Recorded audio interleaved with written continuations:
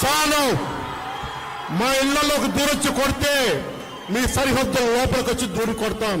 పాకిస్తాన్కి ఇదే మా అందరం బలంగా చెప్పాల్సింది. మీ అందరికీ ధన్యవాదాలు తెలుపుకుంటూ ఒకసారి మురళీ నాయక్ ఆత్మకి శాంతి కలిగేలా మనందరూ ఒక అమర్ రహే చెప్దాం. మురళీ నాయక్, మురళీ నాయక్, జై హింద్.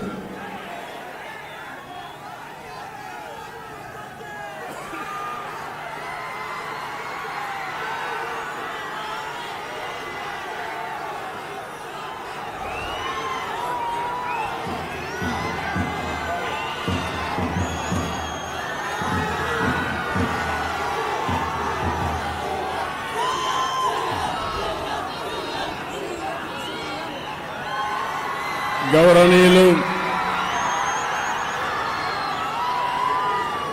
మిత్రులు, జనసేన అధినేత పవర్ స్టార్ పవన్ కళ్యాణ్ గారు, గౌరవనీయురాలు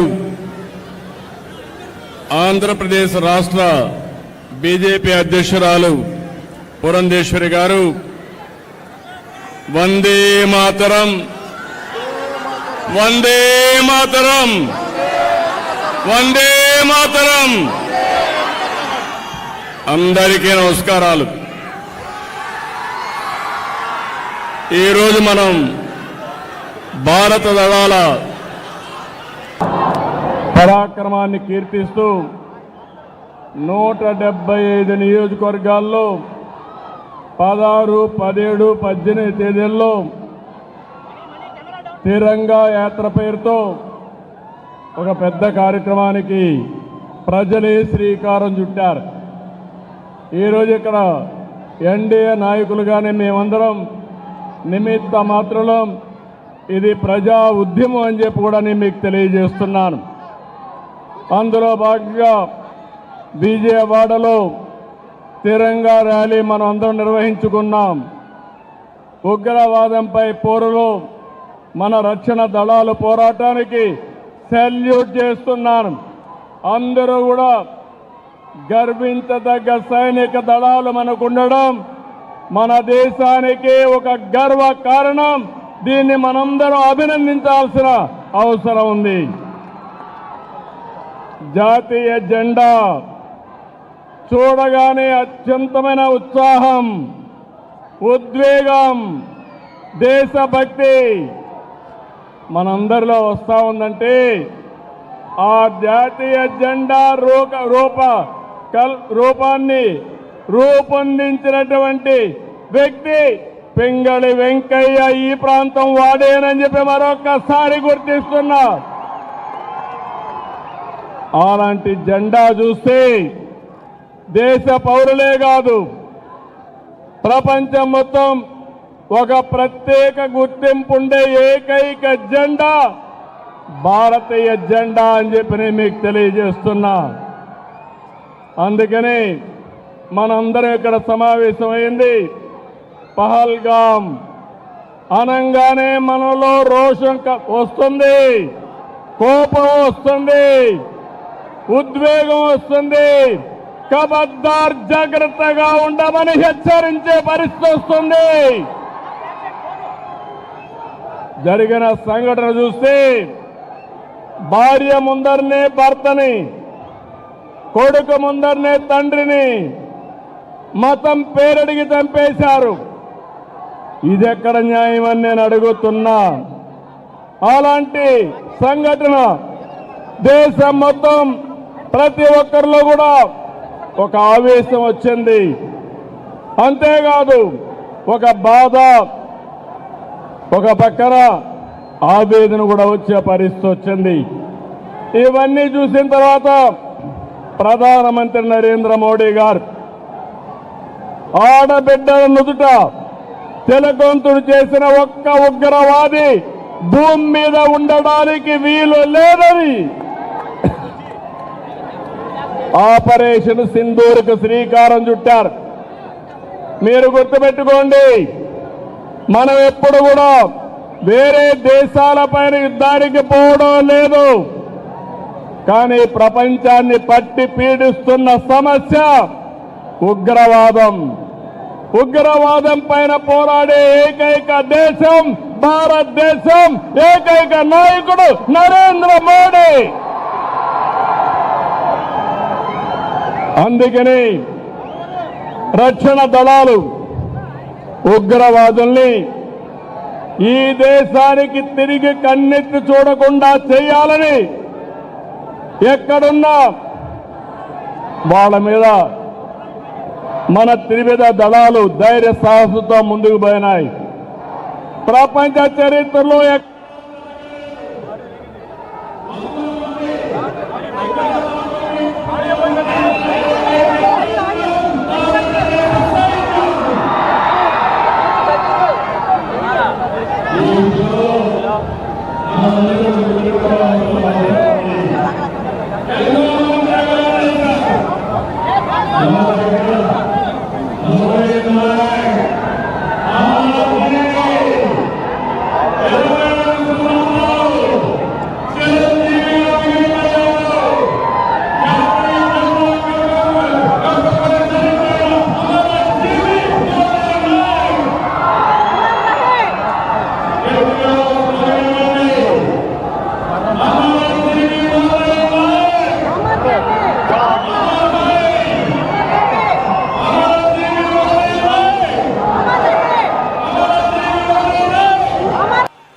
పాతికేళ్ల యువసుండే కుర్ర వ్యక్తిని మనం గుర్తుపెట్టుకుందాం, స్ఫూర్తిని తెచ్చుకుందాం.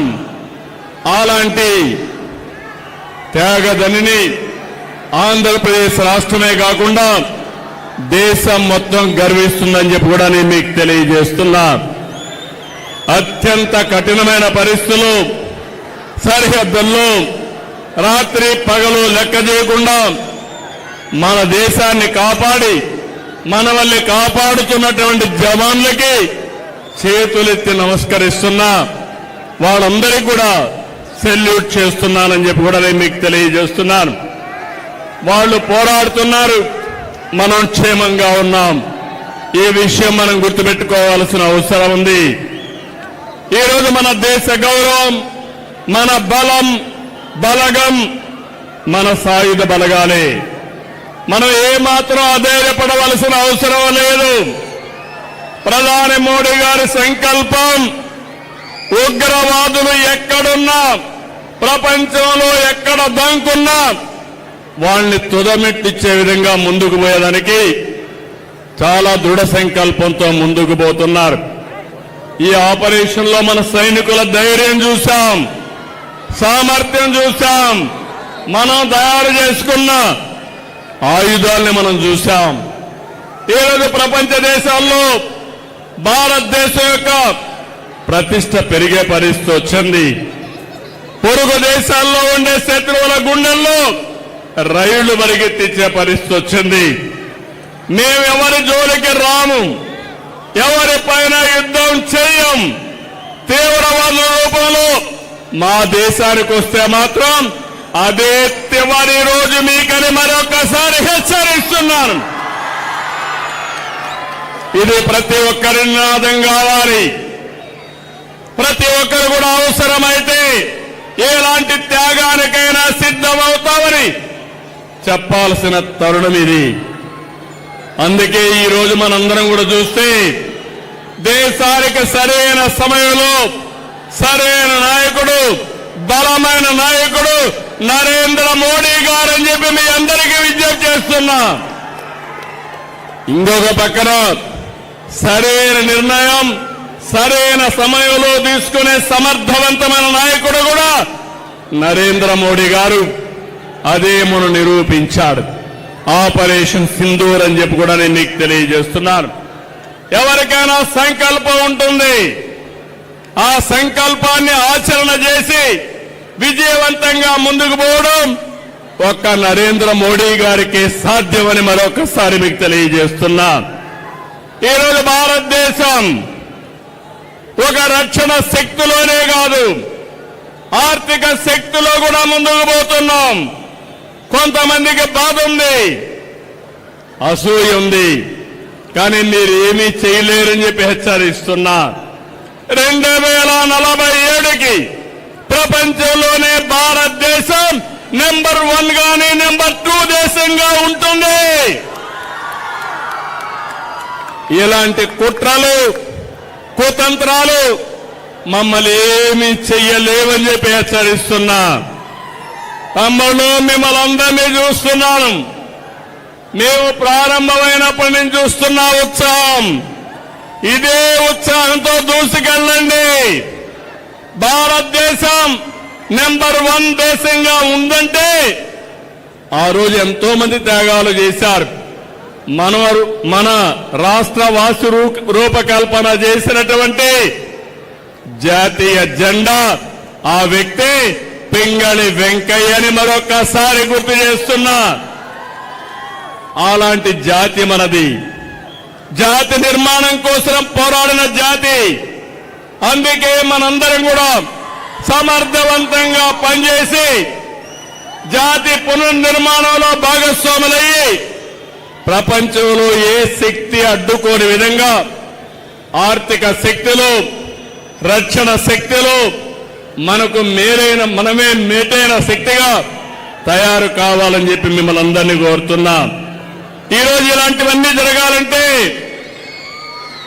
పహల్గామ్ లాంటి సంఘటనలు జరిగితే ఆపరేషన్ సింధూర్ లాంటి కార్యక్రమాలు అవసరం. దీనికి దేశం సిద్ధం, దేశంలో ఉండే పౌరులందరూ సిద్ధం. ఇది గుర్తుపెట్టుకోమని ప్రపంచంలో ఉండే ఉగ్రవాదుల్ని మరొక్కసారి హెచ్చరిస్తున్నానని చెప్పి కూడా నేను మీకు తెలియజేస్తున్నా. ప్రతి ఒక్క ఇంటిలో చర్చ జరగాలి. యువత, మురళీ నాయక్, మీ అందరికీ స్ఫూర్తి కావాలి. సిద్ధమా తమ్ముళ్ళు అని అడుగుతున్నా మిమ్మల్ని. అందుకే మనం అందరం కూడా గట్టిగా దేశాన్ని కీర్తించే విధంగా, నేను భారత్ మాతాకి అంటే గట్టిగా చెప్పాలి. భారత్ మాతాకి, భారత్ మాతాకి, భారత్ మాతాకి, వందే మాతరం, వందే మాతరం. జై హింద్.